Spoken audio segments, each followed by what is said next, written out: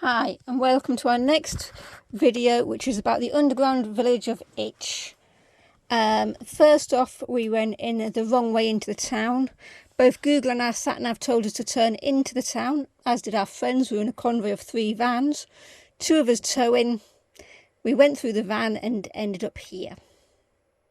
You weren't happy, were you? No, it was a little bit tight. It was making me backside itch. It was a bit rough. That man did eventually move a scooter so we could all squeeze past. The sight of three motorhomes in the way might have given him a nudge. Should have just stayed on the road. He did advise us to turn right. Well, a friend of ours advised me to turn right off the road onto the road, and so I took his advice and it ended up the wrong way, and I had to come back on myself. We did. We had quite a little adventure. This here is the road we should have come in on. The main road is actually just to the left. If you're coming from Tisner End, you need to come past Icht and then turn in at the campsite sign.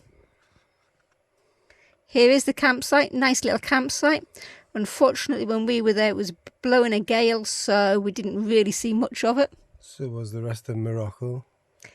Yeah, so was the rest of Morocco. We were there during a storm. But we were there to do the village tour, which is by Abdallah. It's about 2-hour walking tour through the old village. You get to Abdallah's house and you come back through the palm groves.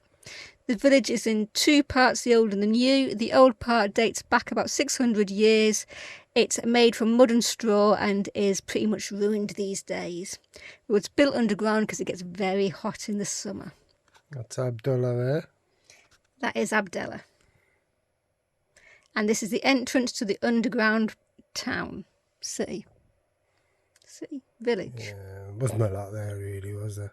But it was just a deserted underground city, and I suppose it gets you out the wind, doesn't it? Did get us out of the wind, and there you can see that it's not actually all underground. Parts of it are above, with windows and little bits. It's just the bit for walking around that's underground. And it's not as deserted as Stephen says. People still live there. Well, I said that we didn't see anybody though. It's their doors. Yeah. And here we've got the old mosque.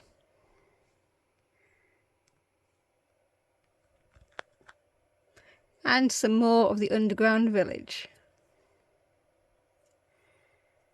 You are advised to take a light with you. A lot of people just had the mobile phone torch, but I had a headlight. You did, I had a little torch.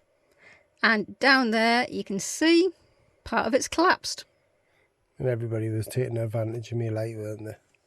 There were, I think Julie told you to look at that. And here we have Abdallah's granddad's house. It's built on 3 floors plus a roof terrace. He went in great detail to explain to us that the bottom floor is where all the family meet. The other 2 floors are for each wife. They can have up to 4, but each wife has to have their own floor and same living arrangements for them and the kids, all treated the same. They have a central roof light system, same as a motorhome, so people can't pry in. There was a lot of small holes in the wall. You might see one just there. Apparently they're traps for pigeons. Pigeons go inside, they get stuck, and then they go in and grab hold of the pigeons and eat them. Yeah, and on the roof terrace section is the kitchen, which both women share, and there was the oven. And here you can see across the old village. As you can see, it is pretty much ruined. The sun and the rain's not done it much good. Yeah, it gets hot in the summer. It does, up to 50 odd degrees. It's even too hot for you, isn't it? Here's some more walls from it. Apparently there were originally 4 guard towers to the town. And here after we had Tia Abdallah's house. As you can see, he's also got the roof light. Would like to say on the tour it was alright, but he had a little speakerphone which translated. Unfortunately, we were with a group of French as well, and they would not shut up. And when he was talking in transferring it into English, they still wouldn't shut up, so you couldn't really hear a lot of what he was saying. No, it would have been better if there'd been even more of us English. But here you can see him pouring his mint tea in the traditional way. And the funny little snacks were a Ramadan snack, because this was just before Ramadan, wasn't it? That was mint tea. It was No, just tea. that was mint tea. It It was just tea. was mint tea. I couldn't taste any mint. And here's the irrigation system on the way back. Apparently it comes from the mountains and the whole village shares it. So here's our costs.